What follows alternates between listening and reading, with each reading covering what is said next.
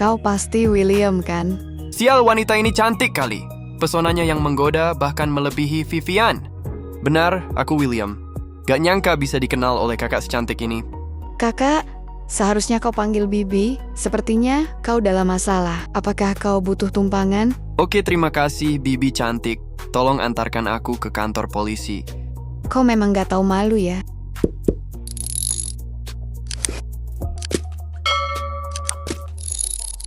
Bibi cantik, kita nggak saling kenal. Kenapa kau mau mengantarku? Oh iya, bagaimana kau bisa tahu namaku? Sulit untuk tidak mengetahui nama bapak kecantikan yang terkenal. Oh iya, tumpangan ini nggak gratis. Kau mau dibayar? Tentu saja, aku ini wanita yang menyukai kecantikan. Aku sudah bersusah payah untuk mengantarmu. Sangat tidak pantas jika tidak ada imbalan. Mau pil pincai? Bibi sangatlah cantik jika Bibi memakainya. Bagaimana nasib wanita lain? Tolong ampuni juga kami para pria polos ini. Mulutmu sangat manis, tapi aku tidak menyukainya. Kabarnya, pil pincai mempunyai 3 tingkatan. Kau nggak akan memberikan yang terendah padaku kan? Aku bisa memberimu tingkatan tertinggi dengan diskon, namun harganya tidak murah. Mendengarkan perkataan itu, wanita itu pun memberhentikan mobilnya. Kenapa kau berhenti? Apa kau yakin akan mengenakan biaya padaku? Tempat ini jauh dari pusat kota, dan sangat jarang ada yang lewat sini. Oke, kau menang. Apa ini pemerasan? Dasar, wanita aneh. Singkat cerita, mereka pun sampai ke kantor polisi. Bibi pil pincai ini harganya 100.000 rem. Ini terlalu mahal untuk biaya transportasi. Setidaknya pertemuan kita kali ini adalah jodoh. Apakah Bibi tidak bisa memberikan nama dan nomor ponsel? Apa ini jodoh? Kalau kita masih bisa bertemu di jalan suatu hari nanti, barulah aku percaya kalau itu jodoh. Wanita itu pun pergi begitu saja. Dan William pun juga tidak mendapatkan apa-apa. Rugi. 100.000 rem hilang begitu saja. Sungguh sangat rugi. Barang sudah di tanganku, suruh mereka bersiap-siap. Sin pun berpindah ke dalam kantor polisi. Apa? Diculik angkatan militer? Bajingan itu mempermalukan kantor polisi. Dia akan menyesal jika berani muncul di hadapanku lagi. Dan tiba-tiba William pun muncul dan menanyakan mengapa Sarah sangat marah. Katie yang sangat khawatir pun langsung memeluk William. Kau nggak terluka kan? Tenang saja, dengan kemampuanku siapa yang bisa menyakitiku? Ya, dia bisa menggoda wanita dari 4 keluarga besar, bahkan berani mempermalukan kantor polisi. Bisakah sesuatu yang jelek terjadi pada orang yang seperti itu? Aku pergi ke kediaman Niall untuk merenungi hidupku, dan aku menyadari kalau kantor polisi adalah tempat terbaik. Makanan yang enak, orang-orang yang baik, dan tempat tidur yang nyaman, makanya aku kembali ke sini. Oh, benarkah? Kalau begitu kau bisa kembali ke ruangan tahanan. Sebenarnya aku kesini untuk menanyakan alamat Laras Pekar padamu. Kau mau ngapain? Kuperingatkan kau untuk tidak berbuat sembarangan padanya. Manusia satu ini sangat pendendam. Dia tidak akan melepaskan orang yang menyakitinya begitu saja. Aku hanya ingin mengobrol dengannya. Aku nggak akan berbuat sembrono. Kalau kau khawatir, bawalah senjatamu dan pergi bersamaku. Baik, aku akan membawamu pergi. Jika kali ini kau berbuat sembrono lagi, aku tidak akan sungkan. Singkat cerita, sampailah mereka di rumah Laras Pekar, dan William pun mengetuk pintu dan berpura-pura menjadi kurir pengantar makanan. Ketika Laras membuka pintu, dia berkata bahwa dia tidak memesan makanan. Namun ketika sadar, dia langsung menutup pintu. William pun langsung memasukkan kakinya ke dalam hingga membuat pintu tidak bisa tertutup. Jangan buru-buru menutup pintu. William pun memaksa masuk dengan mendorong pintu dengan kuat, hingga membuat Laras terpental. Namun, ketika pintu sudah terbuka, William, Sarah, dan Katie pun tidak percaya dengan apa yang dilihat. Ternyata di saat-saat berduka, Laras masih sempat untuk minum dengan 2 pemuda. Laras, kau masih minum anggur merah setelah putramu meninggal? Kakao, apa yang kau lakukan di sini? Kau berani mencariku setelah membunuh putraku. Bagaimana kau bisa keluar? Kau nggak nyangka kan? Aku juga punya pendukung di belakang. Kau bisa memakai pendukung di belakang untuk mengurungku, tentu saja aku juga bisa begitu. Meski putramu sudah meninggal, kau masih bisa berpesta dan mencari 2 pemuda untuk melayanimu. Jika putramu yang di dalam baka itu tahu, dia pasti akan marah dan mencarimu. Nggak heran mental Damian begitu buruk. Jika hobi ibunya seperti ini, siapapun juga akan gila. Kau bicara sembarangan. Mereka adalah tukang. Mereka seperti itu karena sedang memperbaiki kamar mandi. William pun langsung menanyakan kepada dua pemuda itu, namun mereka tidak menjawab dengan jujur. William pun mengiming-imingi mereka dengan memberikan kartu bank kepada mereka yang di dalamnya terdapat 200.000 rem. Mereka pun berpikir sejenak dan mengambil kartu bank itu dengan berkata, "Kami adalah gigolo yang melayani Nona Laras." Seketika perkataan itu langsung membuat William tertawa puas, sedangkan Ibu Demian merunduk malu mencampur amarah. Katakan lagi, berapa banyak orang yang bisa ditangani sekaligus? Apa kalian bekerja sama-sama atau bergantian? Bersama-sama. Hahaha, ternyata Nona Laras mempunyai daya tahan yang kuat ya. Haha, apakah itu sangat menggairahkan? Hahaha. Karena sudah kesal, Laras pun berteriak menyuruh mereka keluar. William yang masih ingin bermain-main pun mencengkeram Laras dan menawarkan Laras kepada temannya yang lebih brutal. Laras yang sudah terpojok pun menyuruh Sarah sebagai polisi untuk menangkap William karena sudah melakukan kekerasan. Sarah yang sudah jijik melihat kelakuan Sarah seketika membela William dan mengatakan bahwa tidak adanya kekerasan. Katakan siapa yang menyuruhmu untuk menjebakku? Kenapa bisa ada sidik jariku di tubuh Damian? Nona Laras, sadarlah dan beritahu kami keberadaannya. Meskipun kau nggak memberitahu cepat atau lambat, kami pasti akan menemukannya. Jangan menjadi boneka orang lain. Gak ada yang memerintahku untuk menjebakmu. Yang ku tahu hanyalah kau yang membunuh anakku. Kau seorang pembunuh. Belum selesai Laras berbicara, peluru pun menembus kaca dan mengenai kepala Laras, yang membuat Laras seketika tidak bernyawa. Keti yang melihat kejadian itu seketika menjadi trauma, dan semua orang pun panik. Sarah yang seorang polisi pun langsung mengajak William dan Sarah untuk berlindung. Jangan khawatir, tempat ini aman. Musuh tidak akan bisa membidik kita di sini. Hai, kalian berdua, posisi kalian juga sudah aman. Jangan bergerak dan kalian akan baik-baik saja. William pun menenangkan Keti yang sedang ketakutan, dan dia menyadari bahwa musuh yang dihadapi lebih kuat dari yang dibayangkannya. Singkat cerita, mereka pun telah aman dan sudah sampai di rumah. Dan terlihatlah Keti yang masih trauma dengan kejadian tadi. William pun masih menenangkannya dan menyuruh Keti tidur dan tidak memikirkan kejadian tadi. Singkat cerita, pagi pun tiba.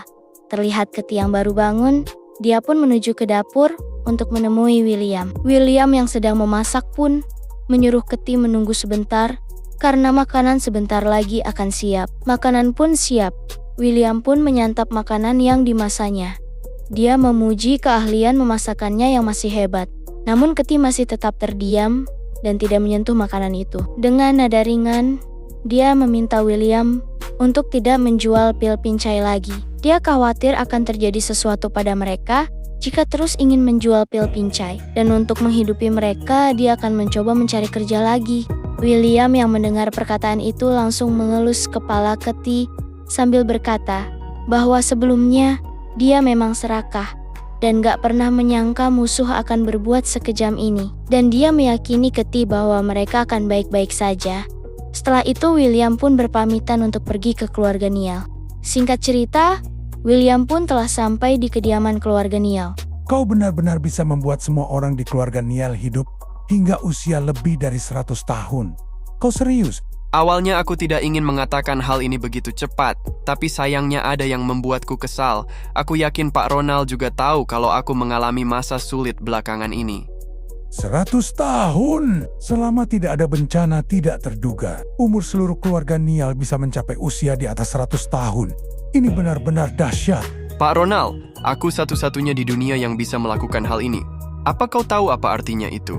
Jika melihat lebih jauh, umur panjang berarti keluarga Niall akan terus berkembang dan tak tergoyahkan. Pada saat itu, 3 keluarga besar lainnya tidak akan bisa menandingi keluarga Niall. Tidak perlu membicarakan keuntungan jangka panjang. Siapa yang tidak ingin hidup lebih lama?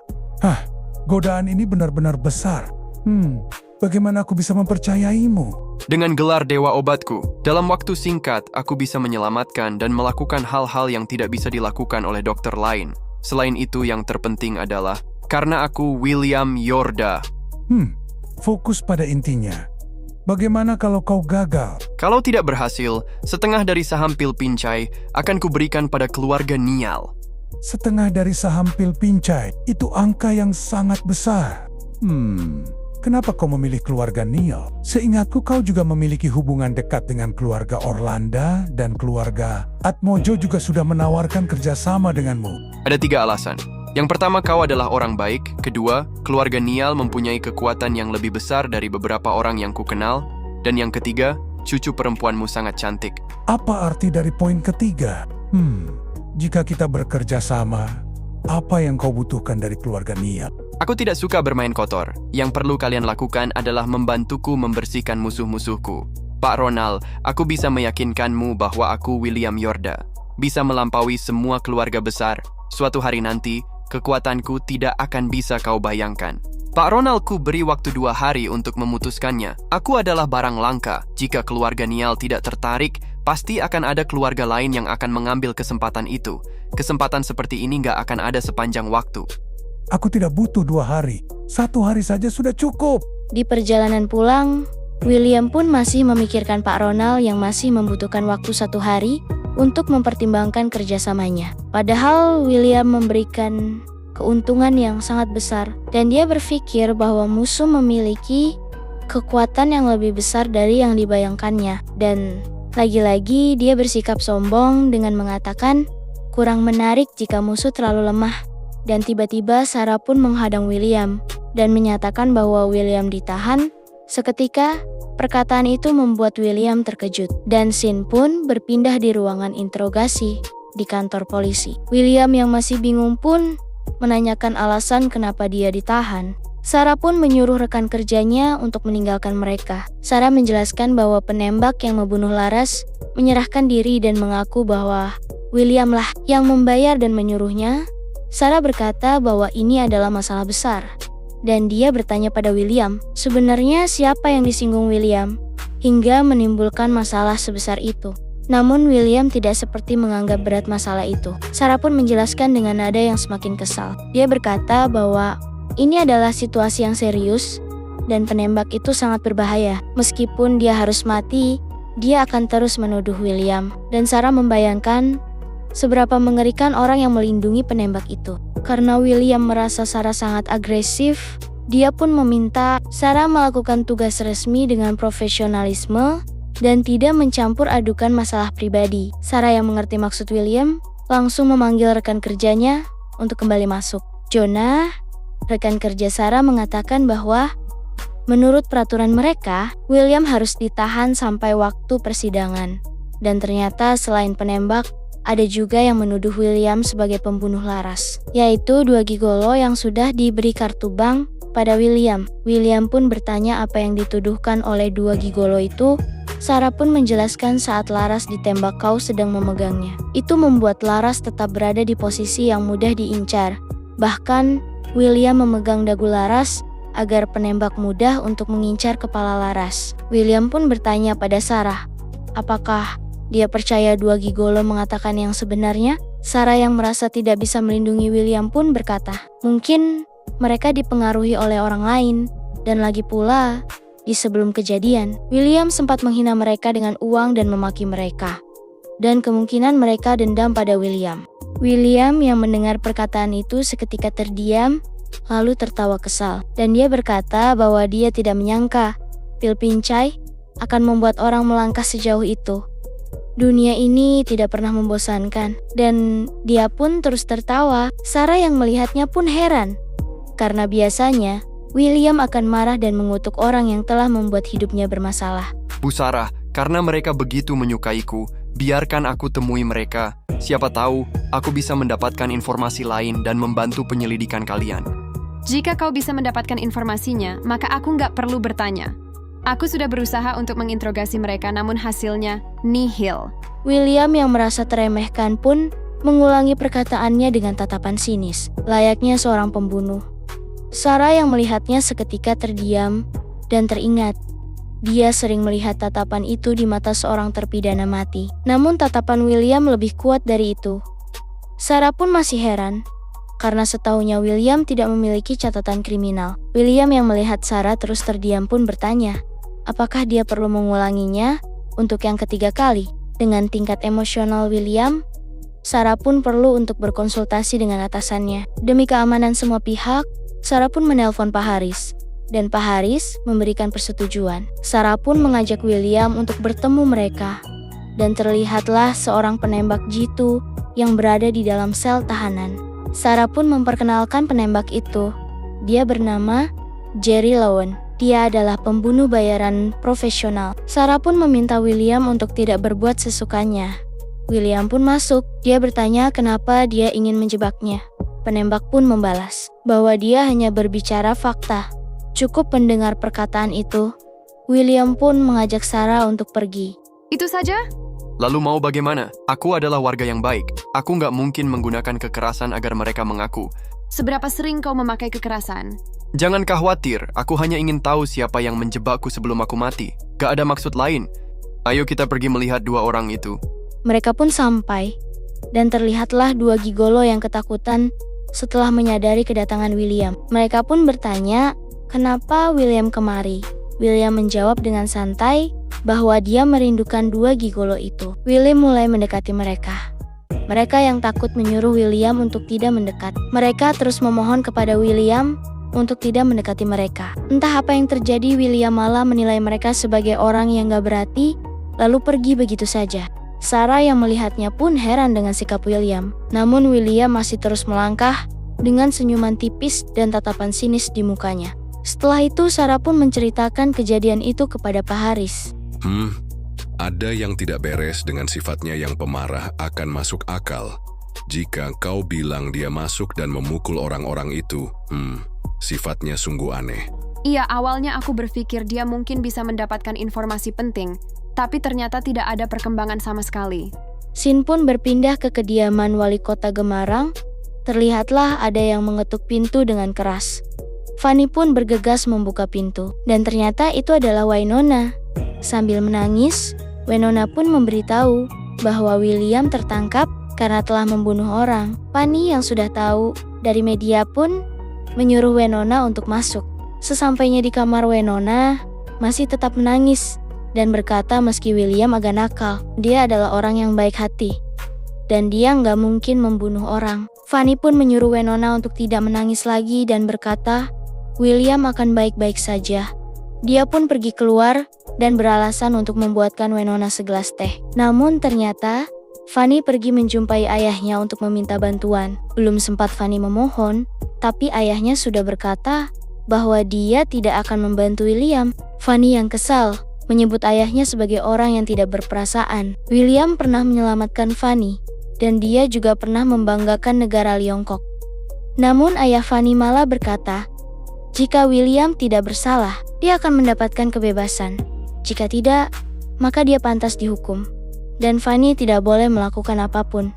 10 jam sebelum sidang, Sin pun berpindah ke dalam kediaman keluarga Niall. Terlihat ayah Celia dan kakek Ronald sedang berbincang. Ayah Celia mengungkapkan bahwa tawaran yang diberikan William sangatlah menggiurkan dan sangat sayang jika dilewatkan. Dan dia pun menanyakan pendapat kakek Ronald. Kau sendiri juga tahu, keluarga Niall butuh bantuan luar jika ingin mencapai level yang lebih tinggi. Namun ini sangat beresiko. Jika gagal, keluarga kita kemungkinan akan jatuh bersamanya. Aku rasa nggak begitu. Kita dan dia hanya menjalankan kerja sama. Jika dia gagal, keluarga Niall setidaknya bisa melindungi diri sendiri. Hehe, nggak akan sesederhana yang kau pikirkan. Apakah Celia tahu hal ini? Dia tidak tahu. Tadi malam dia pergi ke angkatan militer, ayah. Bukankah William memberitahumu apa yang dipikirkannya tentang Celia? Celia sudah mempunyai tunangan, dan William juga sudah memiliki pacar. Tapi mereka belum menikah, kan? Ayah, apa maksudmu? Sudahlah, itu urusan anak muda. Selama William bisa membersihkan namanya, kita akan jadikan dia partner kita. Bagaimana jika dia nggak bisa? Kalau begitu kita akan menyelamatkan. Mau bagaimanapun dia baik dengan keluarga kita. Kuharap dia bisa memberi kejutan. Atau dengan kata lain, aku percaya padanya. Biar aku tahu bijak atau tidak jika bekerja sama dengannya. 8 jam sebelum sidang, Sin pun berpindah ke dalam rumah Keti. Dan terlihatlah Ray Orlando sudah datang dengan membawa sebuah berkas. Keti pun bertanya, kenapa dia datang? Ray balik bertanya mengenai kasus William. Namun Keti membalas bahwa William hanya dijebak. Namun Ray malah menjelek-jelekkan William. Dia berkata, meski kita sudah kenal lama dengan seseorang, Belum tentu kita mengenal sifat asli orang itu. Katie pun langsung tutup poin dengan bertanya, apa maksud kedatangan Ray? Ray pun menyuruh Katie membuka sesuatu yang di bawahnya. Katie pun membukanya. Seketika, wajah Katie pun berubah menjadi kecewa. Dan ternyata berkas itu berisi foto-foto saat William dan Yuli dijebak di negara Hovona. Ray pun berkata bahwa dia tidak bermaksud untuk memberitahukan keburukan itu pada Katie. Dan dia pun berpura-pura berkata manis di depan Katie dengan harapan Katie bisa membenci William.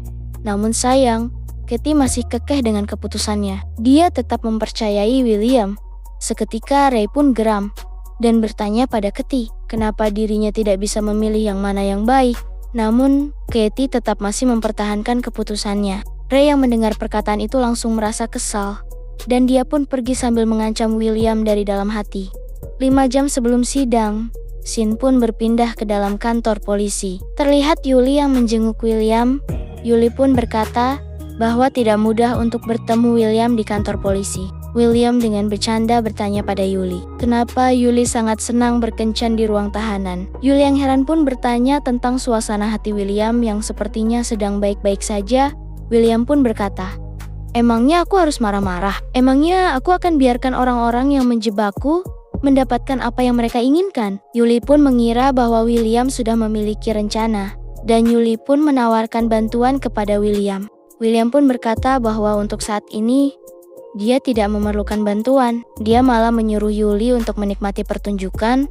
Dan setelah itu, dia akan memberikan hadiah yang besar untuk Yuli. 3 jam sebelum sidang, terlihatlah Nona Tobrut masuk ke dalam kamar William dengan napas yang tidak beraturan. Aduh, kakiku sakit. Demi menemuimu, aku harus ikuti prosedur dan berjalan berjam-jam dengan sepatu hak tinggi. Semua ini salahmu, adik nakal. Aku tahu kau selalu terangsang pada tubuhku hingga membuatmu rela mengorbankan dirimu, tapi kedatanganmu sangat tepat. Kau datang di saat-saat terakhir. Bocah nakal, sepertinya kau tampak tenang. Sepertinya kau sudah mempunyai rencana ya? Aku hanya orang biasa, memangnya bisa mempunyai rencana apa? Aku percaya hukum akan memberiku keadilan. Waktu pengadilan pun tiba. Namun William masih saja terlihat santai. Hingga saat ini aku masih belum bisa mendapatkan bukti yang bisa membantunya. Tapi lihatlah dia, masih saja tersenyum. Dia pasti punya rencana. Dari penangkapan hingga persidangan, cuma butuh 2 hari. Hal ini belum pernah terjadi sebelumnya. Hanya orang-orang berpengaruh yang bisa mempercepat prosedurnya. Kira-kira siapa dia? Ketua sidang mengetuk palu, pertanda sidang dimulai. Yang mulia, aku mewakili Laras Pekar. William, bolehkah aku mengajukan beberapa pertanyaan? Apakah kau mengakui telah membunuh Laras? Kau bodoh ya? Aku cuma perlu jawabanmu iya atau enggak. Enggak. Apa kau mengakui kalau kau menyimpan dendam terhadap Laras? Aku nggak menyukaimu. Apa itu berarti aku mempunyai dendam denganmu? Kalau kau besok mati lemas karena mencium bau kakimu sendiri, apa itu berarti aku yang membunuhmu? Seketika perkataan itu membuat semua orang tertawa. Kau, tolong hormati pengadilan. Kau hanya perlu menjawab iya atau enggak. Enggak. Kau mendorong Damian Hardle hingga jatuh dari gedung, kemudian mencari cara untuk membunuh Laras. Iya atau enggak? Aku curiga kalau kau menyuap untuk masuk ke firma hukum. Aku mau tanya, jika kau sudah mendengar ucapanku dan malam ini kau mati setelah mencium bau kakimu, apakah itu rencanaku untuk membunuhmu? Kalau kau terus begini, aku berhak untuk menuntutmu. William Yorda, harap serius. Ini adalah pengadilan. Apapun yang kau tanyakan, aku nggak akan akui kalau aku yang membunuh mereka, karena aku nggak bersalah. Silakan lanjutkan saja pertanyaanmu. Begitukah? Kau pikir aku nggak bisa melakukan apapun? Silahkan bawa masuk pembunuhnya. Siapa namamu? Berapa lama kau melakukan pekerjaan itu? Apakah kau kenal dengan wanita yang bernama Laras Pekar? Namaku Jerry Lowen, seorang pembunuh bayaran. Aku sudah menggeluti pekerjaan ini selama 10 tahun. Laras adalah targetku. Aku yang membunuhnya. Bagaimana kau membunuhnya? Dan kenapa kau membunuhnya? Kasus ini terlalu mudah. Soal bukti nggak terbantahkan, William akan dihukum mati hari ini. Aku memposisikan diri di gedung seberang rumahnya, dan aku menembak kepalanya. Alasannya, seseorang memberiku 200.000 rem untuk melakukan itu. Siapa yang membayarmu untuk membunuh Laras? Apakah orangnya ada di pengadilan? Bagus, kasus bisa segera ditutup. Cepat katakan sekarang. Jerry Lowen pun berkata bahwa yang menyuruhnya ada di pengadilan. Perkataan itu seketika membuat semua orang terdiam untuk mendengarkan dengan jelas untuk menjadi saksi. Sedangkan orang-orang yang berpihak pada William pun merasa sedih setelah mendengar perkataan itu.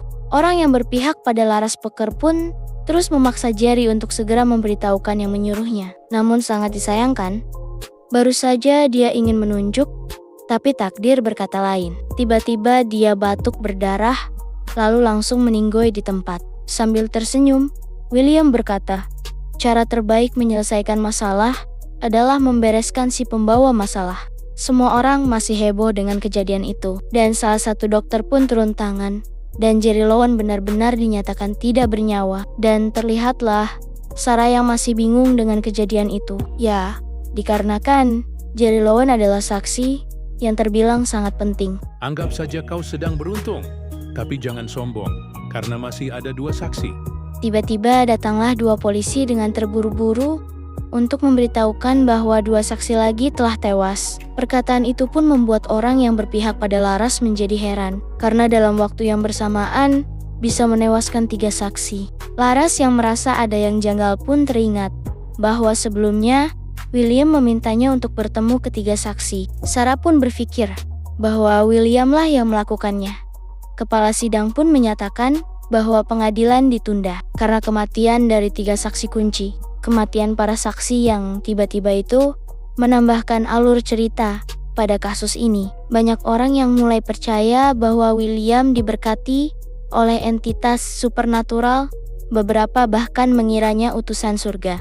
Terlepas dari kepercayaan tahayul, kebanyakan orang pintar beranggapan William memiliki dukungan kuat dari kelompok yang kuat, dan mereka memutuskan untuk bersahabat dengan William. Singkat cerita, malam pun tiba, dan terlihatlah William dan lainnya sedang merayakan pesta kebebasan William di klub rembulan. Luar biasa. Hahaha. Ini benar-benar luar biasa. Aku akhirnya keluar dari ruang tahanan jelek itu. Kualitas kamar tahanan kami sudah sesuai standar. Jangan bilang jelek. Hahaha. Aku salah bicara. Aku akan minum sebagai hukumannya. Tiba-tiba ada beberapa orang yang mengetuk pintu. Mereka bilang bahwa mereka sudah pernah bertemu sebelumnya. Mereka datang untuk berinvestasi. William yang tidak tahu, bingung harus berbuat apa. Yuli pun menunjukkan bahwa mereka datang untuk membangun hubungan. Yuli menyuruh William untuk menyambut. William pun menyambut mereka dengan senang dan mengajak mereka untuk bersulang. Singkat cerita, acara pun hampir selesai. Terlihatlah William yang sudah meminum anggur terlalu banyak, sehingga membuat dirinya bicara ngelantur. Para wanita yang melihatnya pun bingung harus bagaimana. Karena sudah terlalu mabuk, Yuli, sebagai tuan rumah pun bersedia untuk mengurusnya. Yuli pun menuntun William ke sebuah kamar, dan terlihatlah William yang sangat mabuk, sehingga membuat omongannya berantakan. Yuli mendorong William supaya dia terbaring di ranjang. Namun, William malah berpegangan kuat dengan tangan Yuli, hingga membuat Yuli ikut jatuh bersama William. Yuli memberontak untuk melepaskan genggaman William. Namun, genggaman itu terlalu kuat. Yuli pun menyerah. Hal itu membuat mereka harus tidur bersama. Scene pun berpindah ke dalam kediaman keluarga Niall. Terlihatlah kakek Ronald yang sedang membaca berita tentang William di koran. Dia terlihat senang dan kagum melihat cara William menyelesaikan masalahnya. Ayah Celia pun berkata bahwa dia sangat penasaran tentang bagaimana cara William melakukannya. Kau bukan satu-satunya yang ingin tahu tentang dia. Banyak orang mencoba mencari tahu tentang segala hal dan mendekatinya dengan segala cara. Apa maksud ayah keluarga Atmojo dan keluarga Orlando? Sungguh mempersulit mereka. Menggunakan 2 gadis cantik untuk mendekati William. Tapi anak ini licik. Kita masih belum tahu siapa yang akan dipilihnya. Hal ini membuktikan William lebih dari seorang dokter atau pengusaha. Orang-orang itu pasti akan melakukan evaluasi ulang terhadapnya. Benar. Kita harus berebut dengan mereka. Minta dia untuk datang ke sini besok. Aku punya hadiah besar untuknya. Scene pun berpindah ke sebuah kamar, dan terlihatlah William yang masih tidur dengan posisi tidur yang mengerikan. Sedangkan Yuli, dia tidak bisa tidur akibat William tidur terlalu lasak. Yuli bilangan William tidur seperti babi. Ya mungkin suara yang keluar dari mulut William terdengar sangat mengerikan. Tiba-tiba ponsel William berbunyi dengan nada khasnya. Yuli yang mendengarnya membuat dia menjadi penasaran. Yuli pun mencoba untuk mengambil ponsel itu di saku celana William. Yuli kesulitan karena saku celana William terlalu dalam. Yuli pun terus mencobanya. Namun dia heran karena ponselnya sudah berubah bentuk. Yang biasanya berbentuk persegi menjadi bulat dan panjang, teksturnya juga aneh, ucap Yuli. Dan dia pun sadar dengan apa yang telah dia genggam. William yang mulai terasa pun seketika bangun. Dia menyuruh Yuli untuk berhenti meraih emasnya. Yuli pun terkejut melihat William yang sudah bangun. William pun berkata pada Yuli bahwa dia meremasnya seperti memindahkan gigi mobil. Dan dia bertanya, bagaimana jika kau memecahkannya? Yuli yang malu pun bingung harus berbicara apa. William pun berkata bahwa Yuli sengaja ingin membalas apa yang terjadi di Hovona. Yuli yang kesal langsung marah dan memukul William menggunakan bantal. William pun pergi untuk mencuci muka. Dia menyuruh Yuli untuk berhenti merajuk karena di Hovona William telah menodainya. Dan sekarang Yuli meraba tubuh William dan mereka impas, ucapan William. William yang tidak mendengarkan penjelasan Yuli membuat Yuli menjadi seperti wanita mesum di mata William. Enggak usah malu-malu. Bukan hanya kau yang menginginkanku. Seorang pria nggak seharusnya terlalu menawan. Kalau enggak, aku nggak jamin kepolosanku akan hilang suatu hari nanti.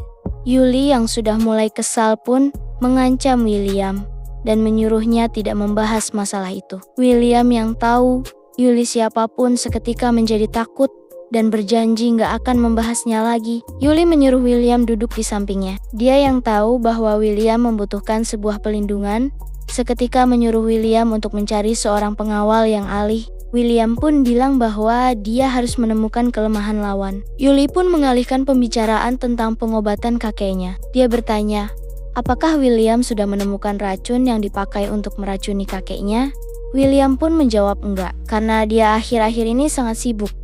Dan Yuli pun menyuruhnya untuk tidak melanjutkan penyelidikan itu, karena bagaimanapun dia tidak ingin keluarga Orlando terpecah belah.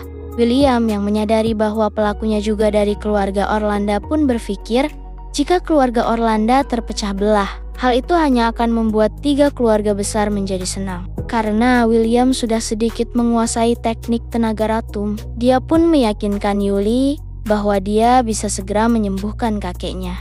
William pun menyuruh Yuli untuk duduk sebentar karena dia ingin memberikan sesuatu hadiah yang spesial. Scene pun berpindah ke dalam ruangan rapat keluarga Orlando dan terlihatlah Paman Yuli yang terkejut setelah Yuli memberitahu bahwa William memberikan 10% saham pil Pincay secara cuma-cuma, dan terlihatlah pengusaha lainnya yang ikut senang dengan kabar yang dibawa Yuli. Seketika Paman Yuli pun langsung memujinya.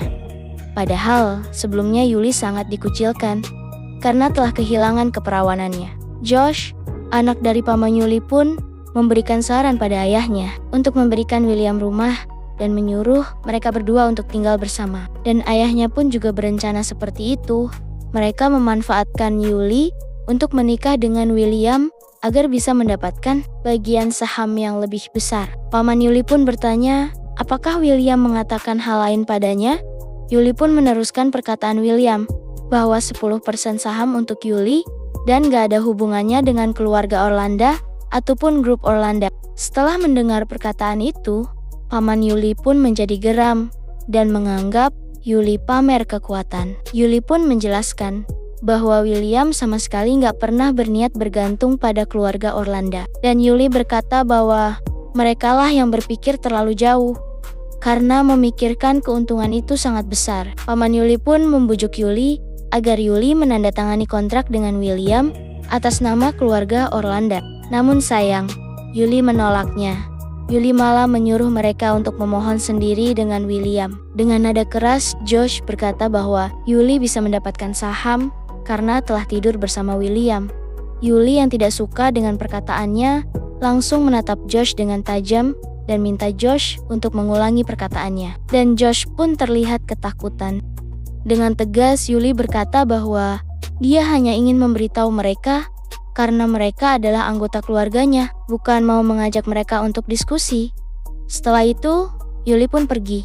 Scene pun berpindah ke sebuah perjalanan, dan terlihatlah William yang meminta Celia memberitahu kejutan apa yang akan diberikan Pak Ronald. Celia pun berkata jika William akan tahu setelah mereka sampai. Dan Celia meminta William untuk jangan memanggilnya dengan nama, karena menurutnya panggilan itu terlalu dekat.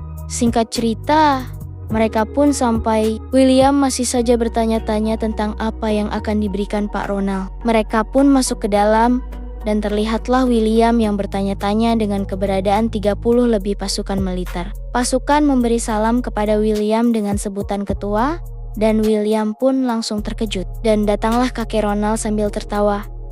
Dia pun bertanya, apakah William suka dengan hadiah darinya? Dengan keadaan bingung dan gak percaya, William masih menganggap Pak Ronald bercanda. Pak Ronald menjelaskan bahwa mereka adalah prajurit terbaik di angkatan militer. Walaupun Pak Ronald berat untuk melepaskan mereka. Namun Pak Ronald berkata ini adalah keberuntungan William. Pak Ronald pun menyuruh mereka untuk mengucapkan apa yang pernah dikatakan Pak Ronald. Dengan tegas Pak Ronald menyuruh mereka mundur jika tidak bersedia dengan apa yang diperintahkan. Mereka pun tetap berdiri. Pak Ronald pun mengambil kesimpulan bahwa mereka bersedia akan perintahnya. Pemimpin prajurit pun angkat bicara dengan raut wajah sedih, seperti gak rela untuk pindah pengabdian. Pak Ronald pun langsung memotong pembicaraannya. Dengan tegas Pak Ronald memerintahkan mereka untuk tidak menangis di depannya. Sebab itu bisa mempermalukannya. Bisa-bisa dia akan diremehkan orang lain. Dengan nada tegas, Pak Ronald mengingatkan mereka lagi tentang apa yang telah dia katakan, dan dengan tegas mereka bersorak bersama bahwa mereka bukan lagi prajurit angkatan militer, dan mereka akan mengikuti perintah ketua baru mereka. Hahaha, bagus. Aku bangga pada kalian. Jangan sedih. Pemuda ini pasti akan memperlakukan kalian dengan baik. Astaga, aku hanya ingin meminjam 2 anak buah Pak Ronald untuk dijadikan pengawalku, tapi dia malah memberiku sebanyak ini. Sungguh mengejutkan. Aku tahu apa yang paling kau butuhkan. Sekarang mereka milikmu. Jika kau membuat mereka melakukan hal-hal jahat, aku gak akan mengampunimu. Tenang Pak Ronald, aku akan memperlakukan mereka dengan baik. Halo semuanya, namaku William Yorda. Pasti kalian pernah mendengar tentangku. Jujur, aku senang bisa bertemu dengan kalian. Mulai hari ini, kalian akan jadi temanku aku. Akan melakukan apapun yang bisa memastikan kalian hidup dengan nyaman. Apa-apaan ini? Kalian gak perlu bersorak untuk pidatoku. Tapi bisa gak sih? Seenggaknya mengatakan sesuatu sebagai tanggapan kesetiaan kalian kepada ketua kalian ini? Percuma ngomong di mulut saja kalau ingin berurusan dengan mereka. Hah, ngomong saja nggak berguna? Kalau begitu akan kuperlihatkan pada mereka. Berhubungan kalian adalah prajurit terbaik dari angkatan militer. Pastinya kalian mengagumi pertarungan yang baik kan? Kalau ada di antara kalian berpikir aku nggak memenuhi syarat untuk menjadi ketua kalian, ayo berduel denganku. Mendengar perkataan itu, para angkatan militer menjadi merasa diremehkan. Salah satu di antaranya mengatakan bahwa William hanya akan berakhir dipukuli. William pun melanjutkan perkataannya. Dia tidak menantang mereka untuk 1 lawan 1, melainkan dia akan bertarung melawan semua prajurit sekaligus. Seketika Pak Ronald dan Celia langsung terkejut dan meremehkan William, dan pemimpin prajurit pun juga ikut meremehkan William dengan bertanya, apa William yakin akan melawan mereka yang berjumlah 28 orang? Maaf ya, tadi saya salah hitung. William pun meningkatkan tantangannya. Dia berkata, jika 2 kali lipat dari jumlah prajurit bisa mengalahkannya, William akan memberikan mereka hadiah. Kapten prajurit pun memperkenalkan diri, dan dengan yakin dia meminta untuk cukup berduel dengannya saja.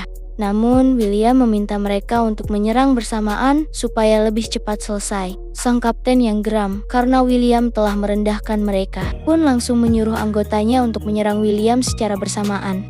Mereka pun menyerang William bersamaan, sedangkan William masih tetap santai sambil mengangkatkan tangannya dan berkata, "Jatuh." Seketika para prajurit pun langsung jatuh secara serentak. Mereka heran kenapa tiba-tiba tubuh mereka menjadi lemas dan tak memiliki tenaga. William yang melihat itu pun berkata bahwa merobohkan mereka itu sangat mudah. Baru selesai William bicara, 1 pukulan yang lumayan keras pun mendarat di pipinya. Dan ternyata itu adalah pukulan dari sang kapten yang masih berdiri walaupun badan sudah bergetar. William yang melihatnya pun heran. Padahal dia telah memberikan obat dengan dosis tinggi. Apa aku salah pakai obat? Enggak mungkin. Yang lain sudah roboh. Apa pria ini masuk angin atau hidungnya tersumbat? Tapi itu pun gak bisa menghentikan bubuk untuk masuk ke hidungnya. Meskipun sang kapten berhasil memberi pukulan pada William, namun akhirnya dia terjatuh. William yang melihatnya pun merasa puas karena ternyata kapten hanya memiliki badan yang lebih kuat dibandingkan yang lainnya. Celia yang melihat kejadian itu pun langsung teringat bahwa dirinya pernah mengalaminya. Dan dia akhirnya tahu bahwa William memakai obat untuk melakukannya. Sudah tahu betapa kuatnya aku. Kalian masih ingin melawanku 1 lawan 1? Kalian gak bisa melawanku meski menyerang bersamaan. Kau nggak mengalahkan kami dengan seni bela diri. Memangnya musuhmu akan memberitahumu cara apa yang akan mereka gunakan? Jangan cari alasan dengan kegagalanmu. Kalau ini di medan perang, kalian pasti sudah mati. Melihat perkataan itu benar, kapten pun terdiam. Ingat, apapun caranya, yang penting adalah tujuannya. Tidak ada keadilan dalam pertempuran nyata. Metode apapun itu, pemenangnya tetaplah yang berdiri hingga akhir. Mereka yang sudah bisa bergerak pun masih terdiam setelah mendengar perkataan William. Seperti yang kalian lihat, aku bukanlah orang yang baik dan bukan juga orang yang jahat. Pelan-pelan kalian pasti akan mengenalku. Aku nggak bisa memberikan kemuliaan kalian seperti di angkatan militer, tapi kalian bisa hidup lebih baik daripada di angkatan militer. Ini ada 10 juta rem, setengahnya hadiah pertemuan untuk kalian, jangan lupa bagi rata, setengahnya lagi untuk menyewa lapangan perlatihan dan membeli peralatan. Kalau nggak cukup, kalian bilang padaku. Sang kapten pun menerima uang itu dan berkata dalam hati bahwa William adalah orang yang cukup dermawan. Levi, kau petarung terbaik di tim ini. Jadi kau akan tetap menjadi kapten. Bertanggung jawablah untuk perlatihan dan bekerja samalah. Dan jangan panggil aku bos. Aku lebih suka dipanggil Pak William. Seketika para prajurit langsung memanggil William dengan sebutan Pak William. Hahaha, sekarang aku sudah punya kekuatan. Siapa yang berani mengusikku akan menerima akibatnya. Hahaha. Lagi asyik-asyiknya berakting, sang kapten malah menanyakan sesuatu pada William. Dia bertanya apakah mereka masih boleh untuk memegang senjata. William pun meminta Pak Ronald untuk menyediakan lisensi senjata. Namun Pak Ronald hanya bisa memberikan beberapa orang saja, tidak bisa memberikan masing-masing lisensi senjata. Setelah mendengar perkataan Pak Ronald, para prajurit pun sedikit kecewa karena mereka yang sudah biasa memegang senjata harus kehilangan hal itu. William yang melihat kekecewaan itu langsung meminta ke Pak Ronald untuk menjual 1 senjata dengan harga 1 juta rem. Namun Pak Ronald menolaknya. Pak Ronald meminta 5 juta rem per orang. Salah satu prajurit berpikir bahwa itu adalah harga yang sangat mahal. Dan dia yakin William gak akan membelinya dan dia tidak akan pernah memegang senjata lagi. William pun tetap membelinya meskipun dia tahu Pak Ronald sedang memerasnya. William pun meminta setiap senjata harus dilengkapi dengan 1000 peluru. Pak Ronald menyepakatinya dan dia merasa senang karena dia bisa gantian memeras William. Sang kapten pun ikut heran karena William telah mau membeli senjata dengan harga sebesar itu dan para prajurit senang akan hal itu. William pun menjanjikan bahwa mereka tidak akan menyesal telah meninggalkan angkatan militer. Keesokan harinya pun tiba. Terlihat William yang tidur bersama Katie. Katie yang sudah terbangun pun bertanya, kenapa William bisa ada di tempat tidurnya. Katie pun heran. William tidur bersamanya, namun dia tidak melakukan apapun pada dirinya. Katie pun mengira bahwa dirinya sudah tidak menarik lagi di mata William. Setelah berpikir beberapa saat, Katie menyadari bahwa akhir-akhir ini William sering main mata dengan wanita lain. Dia mengira William telah tidur bersama wanita lain. Dan dia berpikir bahwa itulah penyebab William gak tertarik padanya. Iya, pasti begitu. Terutama Yuli, dia sudah tidur dengannya sebelumnya.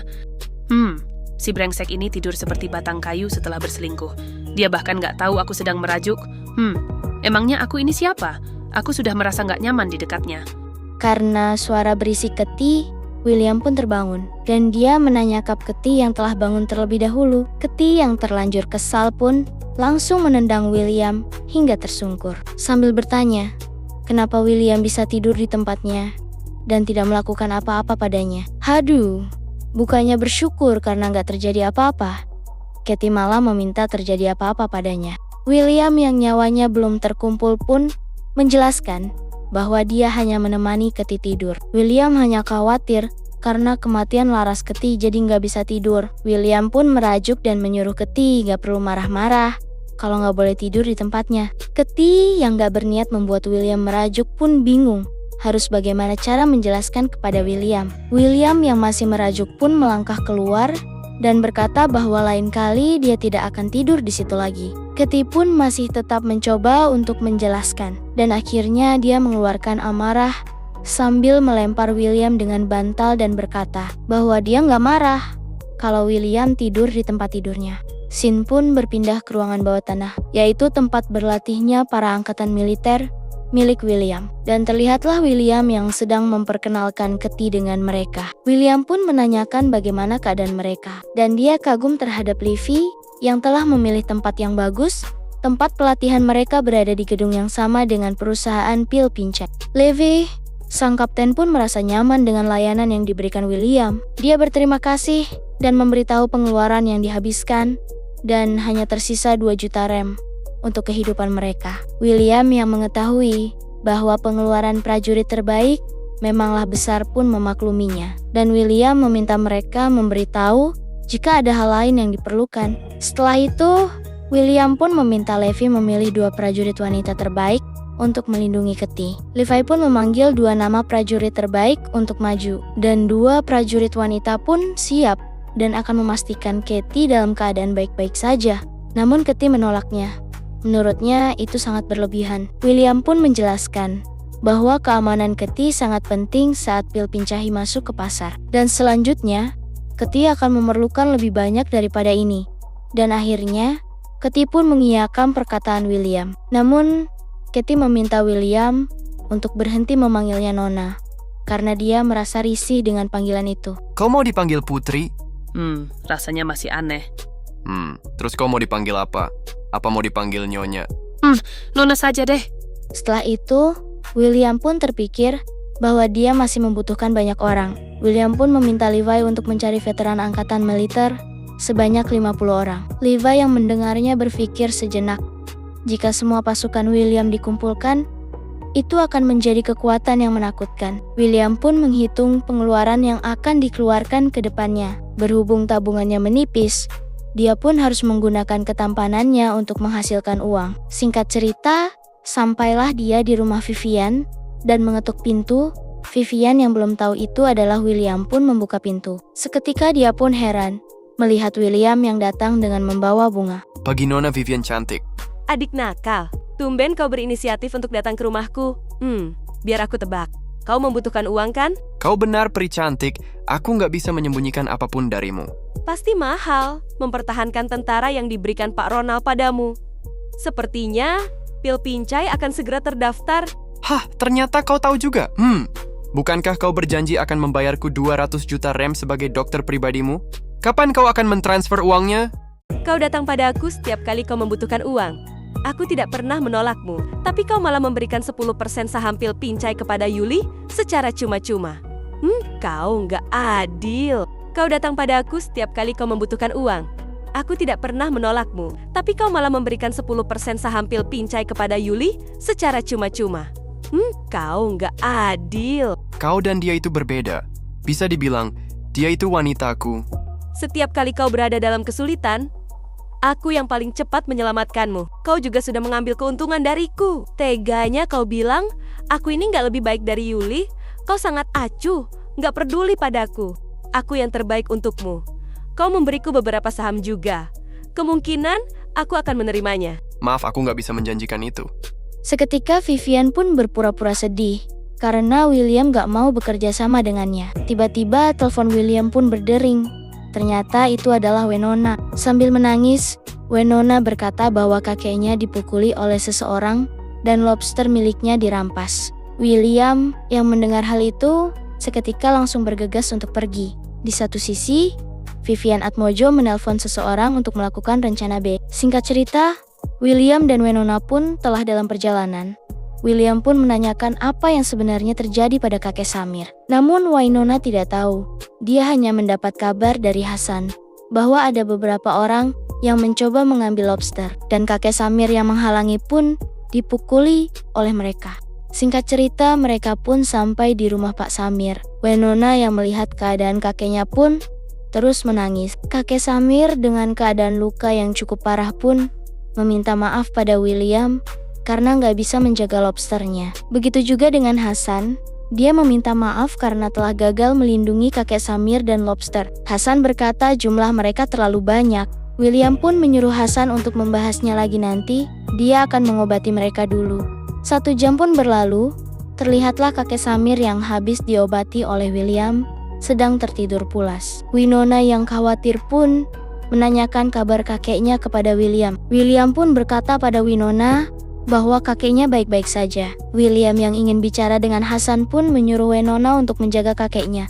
William pun bertanya pada Hasan, siapa yang melakukan hal itu? Berapa banyak mereka? Dan berapa jumlah lobster yang mereka ambil?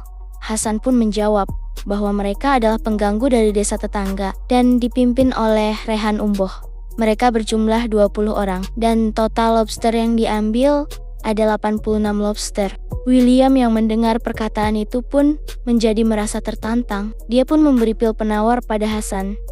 Hasan yang tahu lukanya akan membaik pun berterima kasih kepada William dan tiba-tiba ada beberapa mobil datang. Ternyata itu adalah Keti dan beberapa pasukan khusus. Keti yang khawatir menanyakan apakah mereka sudah menghubungi pihak polisi. Hasan pun berkata bahwa hal itu nggak akan berguna karena kepala kantor polisi ada hubungannya dengan mereka. William yang tahu harus berbuat apa langsung memanggil Levi dan menyuruh 2 prajurit untuk berjaga di situ dan sisanya ikut dengan William untuk mencari keadilan.